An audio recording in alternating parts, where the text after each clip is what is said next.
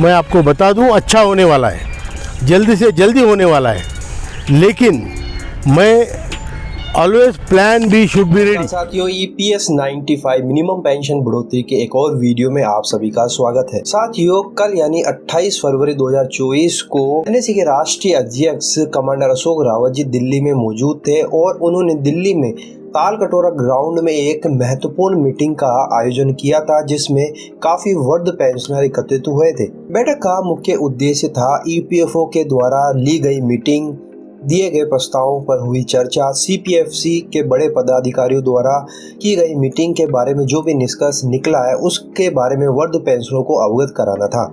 Commander Ashok Rawat ji ने सारे वृद्ध पेंशनरों को विस्तार पूर्वक बताया कि किस तरह से EPFO के साथ में हमारी मीटिंग हुई थी, किस तरह से CPFC के बड़े पदाधिकारियों के साथ में हमारी मीटिंग हुई थी, किस तरह से हमने प्रस्तावों का आदान प्रदान किया था और EPFO के जो अधिकारी हैं वो भी इससे सहमत हुए थे कि हाँ, मिनिमम पेंशन बढ़ोतरी ज़रूर होनी चाहिए।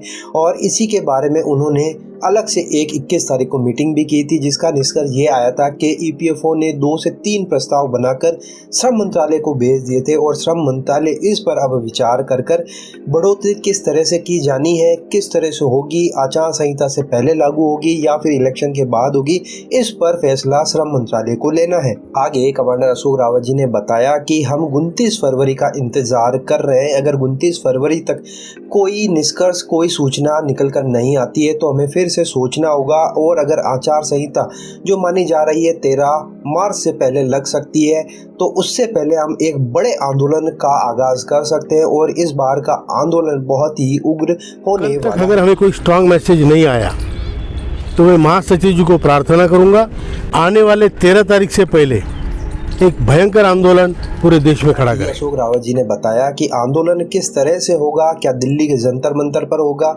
या फिर प्रांतीय स्तर पर होगा, इसके बारे में खुलासा नहीं किया है। कमांडर जी ने बताया कि इसके बारे में हमारी टीम चर्चा करेगी, लेकिन ये साफ है कि अगर हमें 29 फरवरी तक कोई सूचना नहीं मिलती है तो हमें आंदोलन को फिर से चालू करने के बारे में सोचना होगा। हमारी टीम इसके बारे में डिटेल में डिस्कस करेगी और आंदोलन का स्वरूप किस प्रकार रखना है इसके बारे में तय किया जाएगा। तो वो जो भी निष्कर्ष निकलता है वो सारे पेंशनरों को सूचित कर दिया आंदोलन जो 13 तारीख से पहले हो, बड़ा हो, और इसमें फिर चुनाव आयोग को भी वो लिखे कि इतना बड़ा समाज आपके चुनाव से बाहर है, वो मतदान नहीं करेगा। ने आगे बताया कि हमें पूरी आशा है कि मिनिमम पेंशन बढ़ोतरी को लेकर सरकार सकारात्मक है और पेंशन बढ़ोतरी जरूर होगी, लेकिन उन्होंने बताया कि हमारे पास में प्लान बी भी होना चाहिए। अगर प्लान ए फेल होता है तो हमें प्लान बी की ओर मूव करना होगा और वह आंदोलन का रास्ता है। और फिर भी अगर सरकार हमें दबाने की कोशिश करती है तो हम चुनाव का बहिष्कार करेंगे, हम चुनाव में सम्मिलित नहीं होंगे, जिसका खामियाजा सरकार को भुगतना पड़ सकता है, डेमोक्रेसी को भुगतना पड़ सकता है, क्योंकि बहुत बड़ा तबका है जो वृद्ध पेंशनरों का है। 75 लाख से ज़्यादा वृद्ध पेंशनर हैं जो इस श्रेणी में आते हैं। अगर वो लोकतंत्र की जो प्रणाली है उससे मुंह मोड़ती है तो ये सरकार के लिए बड़ी हार होगी, लोकतंत्र की बड़ी हार होगी।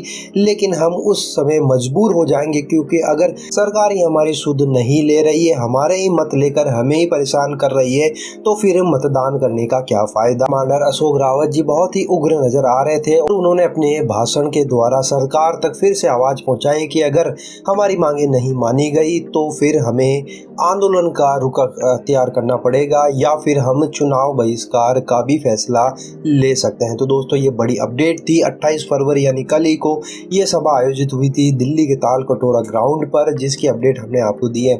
इसी तरह की अपडेट पाने के लिए आप चैनल को जरूर सब्सक्राइब कर लीजिए, बेल नोटिफिकेशन को हिट कर दीजिए। वीडियो अच्छा लगे तो लाइक शेयर जरूर करिए और इस आंदोलन और इस मिनिमम पेंशन बढ़ोतरी को लेकर आपके क्या कमेंट है, क्या सुझाव है, कमेंट बॉक्स में जरूर बताइए। तो फिर मिलते हैं। जय हिंद, जय भारत।